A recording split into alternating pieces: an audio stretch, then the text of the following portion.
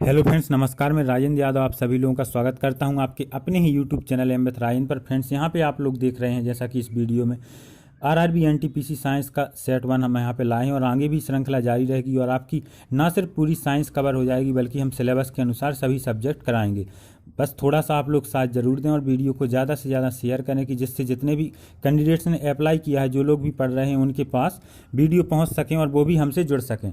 तो फ्रेंड्स, मैं बताना चाहूँगा आप ज़रूर इसका लाभ लें और आप लोगों के लिए बहुत ही लाभकारी ये सेट जरूर होंगे। तो हम यहाँ पे साइंस स्टार्ट करते हैं। पहला सेट है, पहला प्रश्न। इसमें 30 प्रश्न होंगे इस सेट में और आप लोग खुद से भी प्रयास करें कि आपसे कितने बन रहे हैं। और खासकर मैंने यहाँ पे ये ध्यान रखा है कि आरआरबी एनटीपीसी के लिए ही उपयोगी हैं और जिस तरह के प्रश्न पहले विगत एग्जामों में पूछे गए हैं उसी तरीके के प्रश्न यहाँ पे हैं और आगे भी इस तरह के प्रश्न आएंगे। तो आप लोग ज़रूर विश्वास रखें और अंत तक वीडियो को देखें। पहला प्रश्न, और आप लोग लास्ट में ज़रूर बताएं कि 30 में से आपसे कितने प्रश्न बन रहे थे। तो पहला प्रश्न, सूर्य में ऊर्जा उत्पन्न होने का कारण है? आयनन द्वारा, नाभिकीय संलयन द्वारा, नाभिकीय विखंडन द्वारा, या इनमें से कोई नहीं? तो इसका राइट आंसर है फ्रेंड्स, सूर्य में ऊर्जा उत्पन्न होने का कारण है नाभिकीय संलयन। क्या है? नाभिकीय संलयन के द्वारा सूर्य में ऊर्जा उत्पन्न होती है। फ्रेंड्स, सूर्य ऊर्जा का स्रोत हल्के नाभिकों का संलयन होता है। हाइड्रोजन का नाभिक सूर्य के आंतरिक भाग में एक साथ संलयित होकर बड़ी मात्रा में ऊर्जा उत्पन्न होता है और यह हीलियम नाभिक में परिवर्तित होता है। तो बी इसका सही जवाब हो जाएगा। आगे बढ़ते हैं। दूसरा प्रश्न, पास्कल इकाई है आर्द्रता की, दाब की, वर्षा की, या तापमान की? तो जो पास्कल इकाई है वो दाब की एसआई इकाई है। दाब की एसआई यूनिट है पास्कल। ठीक है। और 1 पास्कल इक्वल टू होता है 1 पास्कल इक्वल टू होता है 1 न्यूटन पर मीटर स्क्वायर। ये भी पूछ सकते हैं कि या दाब की अन्य इकाई क्या है या एसआई इकाई, तो न्यूटन पर मीटर स्क्वायर भी होता है और पास्कल भी होता है दाब की इकाई। दाब होता क्या है? किसी सतह के इकाई क्षेत्रफल पर लंबवत लगने वाले बल को हम दाब कहते हैं। ठीक है फ्रेंड्स। अगला प्रश्न, तीसरा प्रश्न, एक स्वस्थ मनुष्य के शरीर का ताप होता है 37 डिग्री सेल्सियस, 37 डिग्री फ़ारेनहाइट, या 98.4 डिग्री सेल्सियस, या 58 डिग्री सेल्सियस। आसान प्रश्न है और आप लोग ये बिल्कुल ना सोचें कि आसान है। आप ज्यों-ज्यों आगे बढ़ेंगे, नए सेट आएंगे, आपके सभी प्रकार के प्रश्न कंप्लीट करा दिए जाएंगे, चाहे वो आसान हो या टफ हो। आपकी पूरी साइंस और सभी सब्जेक्ट करा दिए जाएंगे। तो जो स्वस्थ मनुष्य के शरीर का तापमान होता है वो 37 डिग्री सेल्सियस होता है। कितना होता है? 37 डिग्री सेल्सियस होता है। अगर इसी को फ़ारेनहाइट में पूछें तो 98.6 डिग्री फ़ारेनहाइट होता है। तो दोनों में से किसी में भी पूछ सकते हैं स्वस्थ मनुष्य के शरीर का ताप। चौथा प्रश्न, ध्वनि तरंगें होती हैं। ये प्रश्न एक बहुत ही महत्वपूर्ण प्रश्न है कि ध्वनि तरंगें किस प्रकार की तरंगें होती हैं? अनुप्रस्थ तरंगें, अनुदैर्ध्य तरंगें, अपगामी तरंगें, या विद्युत चुंबकीय तरंगें? तो आप लोग बताएं कि ध्वनि तरंगें कैसी होती हैं। तो इसका सही आंसर है अनुदैर्ध्य तरंगें। ध्वनि तरंगें एक प्रकार की यांत्रिक तरंगें हैं और यह अनुदैर्ध्य तरंगें हैं। तो अनुदैर्ध्य तरंग क्या होती हैं आपको जानना पड़ेगा। जब तरंग गति की दिशा माध्यम के कणों के कंपन करने की दिशा के अनुदिश या समांतर होती है तो ऐसी तरंग को अनुदैर्ध्य तरंग कहते हैं।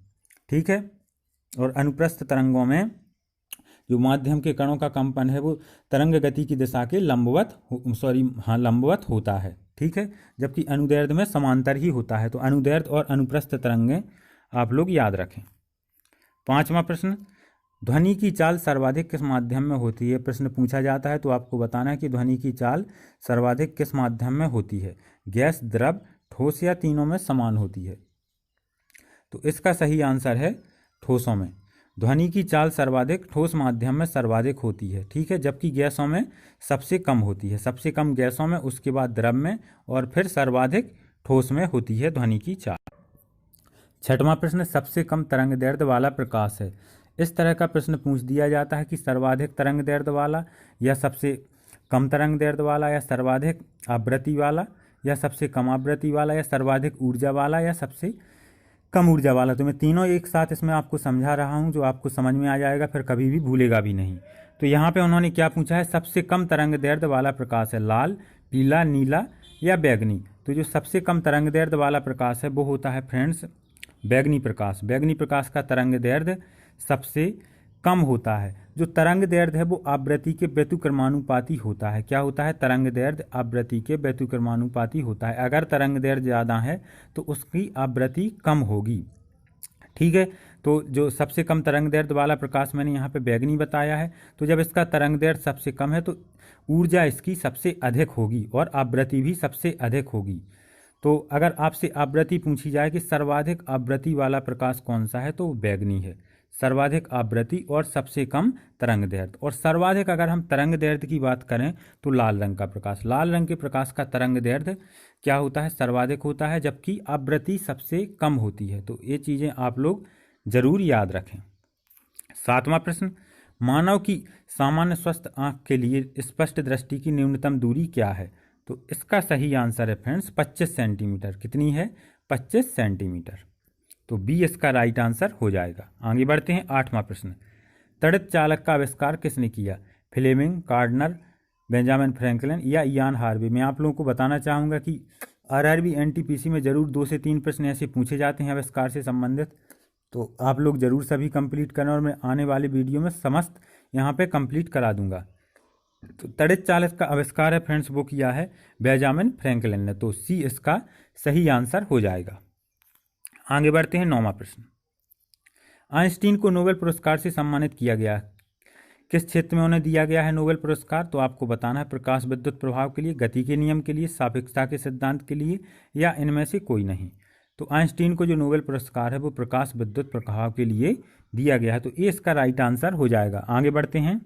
10वां प्रश्न, टेलीविजन का आविष्कार किसने किया? लॉरेंस ने, जे.एल. बेयर्ड ने, ग्राहम गूच ने या इयान वाथम ने? तो आप लोग बताएं। तो सही आंसर है इसका जे.एल. बेयर्ड। टेलीविजन का आविष्कार किया है जे.एल. बेयर्ड ने। आगे बढ़ते हैं। 11वां प्रश्न, फाउंटेन पेन का आविष्कार किसने किया? Waterman, Alex huge, William hook या थॉमस? तो इसका राइट आंसर है फाउंटेन पेन का आविष्कार वाटरमैन ने किया है। मैं इसीलिए यहाँ पे आविष्कार लाया हूँ क्योंकि एनटीपीसी के एग्जाम में पूछे जाते हैं। परमाणु बम का आविष्कार किसने किया था? ये 12वां प्रश्न है। ओपेनहीमर, आंद्रे अगासी, शिफ्टी हॉल या पीटर पोलक? तो आप लोग फ्रेंड्स यहाँ पे बताएं कि इसका राइट आंसर क्या है। तो परमाणु बम का आविष्कार या विकास है वो किया है ओपेनहीमर ने। तो ये इसका राइट आंसर हो जाएगा। आगे बढ़ते हैं। 13वां प्रश्न, मोबाइल फ़ोन का आविष्कार किसने किया? Hawking, Martin Cooper, Angus Fraser या ब्रायन मैकमिलन? तो राइट आंसर है जो मोबाइल फ़ोन का आविष्कार है फ्रेंड्स वो मार्टिन कूपर ने किया। तो बी इसका राइट आंसर हो जाएगा मार्टिन कूपर। आगे बढ़ते हैं। 14वां प्रश्न, तेल का एक बैरल लगभग कितने लीटर के बराबर होता है? 100 लीटर, 159 लीटर, 211 लीटर या 250 लीटर? तो एक बैरल में लगभग 159 लीटर होते हैं। बी इसका सही आंसर हो जाएगा। 15वां प्रश्न, एक अश्व शक्ति में कितने वाट होते हैं? ये प्रश्न कई बार पूछा गया है। तो आप बताएं 200 वाट, 430 वाट, 746 वाट या 823 वाट? तो एक अश्व शक्ति में 746 वाट होते हैं। सी इसका राइट आंसर हो जाएगा। आगे बढ़ते हैं फ्रेंड्स। 16वां प्रश्न, रेडियो धर्मिता की खोज किसने की? रदरफोर्ड ने, सिंगले ने, हेनरी बैकुरल ने या रोइंटजेन ने? तो जो रेडियो धर्मिता की खोज है फ्रेंड्स वो हेनरी बैकुरल ने की। आगे बढ़ते हैं। 17वां प्रश्न, इलेक्ट्रॉन का समरूप कौन है? अल्फा कण, बीटा कण, प्रोटॉन या न्यूट्रॉन? तो सही आंसर है इसका इलेक्ट्रॉन के समरूप कण होता है वो बीटा कण होता है। तो बी इसका सही जवाब हो जाएगा। 18वां प्रश्न, रक्त का पीएच होता है 0, 7 या 7.4 या 8? तो रक्त का जो पीएच मान होता है वो होता है फ्रेंड्स 7.4। तो सी इसका सही जवाब हो जाएगा। आगे बढ़ते हैं। 19वां प्रश्न, परम ताप कहलाता है 0 डिग्री सेल्सियस, -273 डिग्री सेल्सियस या 300 डिग्री सेल्सियस या 500 डिग्री सेल्सियस? आपको याद रखना है कि ए माइनस में है बाकी सब प्लस में है। तो राइट आंसर है इसका बी, -273 डिग्री सेल्सियस को हम परम ताप कहते हैं। आगे बढ़ते हैं। 20वां प्रश्न, आदर्श गैस की ऊर्जा निर्भर करती है ताप पर, दाब पर, आयतन पर या मोल की संख्या पर? तो फ्रेंड्स आप बताएं आदर्श गैस की ऊर्जा किस पर निर्भर करती है? तो इसका सही जवाब है मोलों की संख्या पर। तो डी इसका सही जवाब हो जाएगा। और फ्रेंड्स आप लोग ज़्यादा से ज़्यादा वीडियो को लाइक और शेयर जरूर करें और आगे भी इसके बहुत ही अच्छे वीडियो आएंगे।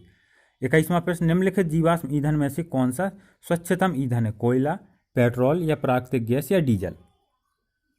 तो इसका सही आंसर है प्राकृतिक गैस। प्राकृतिक गैस है वो स्वच्छतम ईंधन है। आगे बढ़ते हैं। 22वां प्रश्न, अग्निशमन में कौन सी गैस प्रयुक्त की जाती है? आसान प्रश्न। Helium, carbon dioxide, carbon monoxide या ऑक्सीजन? तो इसका सही आंसर है बी, कार्बन डाइऑक्साइड अग्निशमन में प्रयुक्त की जाती है। आगे बढ़ते हैं। 23वां प्रश्न। सोडियम धातु का संग्रहण किसमें करना चाहिए? अल्कोहल, मिट्टी का तेल, जल या इनमें से कोई नहीं? तो ये भी एक बहुत ही आसान प्रश्न है। इसका सही आंसर है मिट्टी का तेल। जो सोडियम धातु का संग्रहण है वो मिट्टी के तेल में किया जाता है।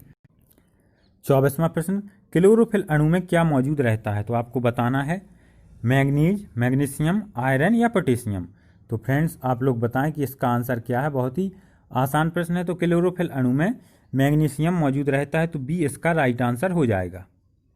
आगे बढ़ते हैं। 25वां प्रश्न। नीलत होता क्या है? Copper sulphate, calcium sulphate, iron sulphate या इनमें से कोई नहीं? तो इसका राइट आंसर है जो नीलत होता है वो कॉपर सल्फेट है। तो ये इसका फ्रेंड्स राइट आंसर हो जाएगा। आगे बढ़ते हैं। 26वां प्रश्न।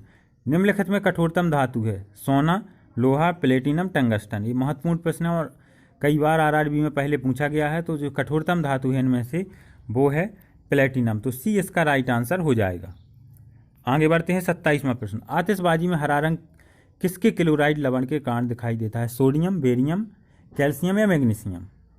तो आतिशबाजी में हरा रंग है वो बेरियम के क्लोराइड लवण के कारण दिखाई देता है। तो बी इसका राइट आंसर हो जाएगा।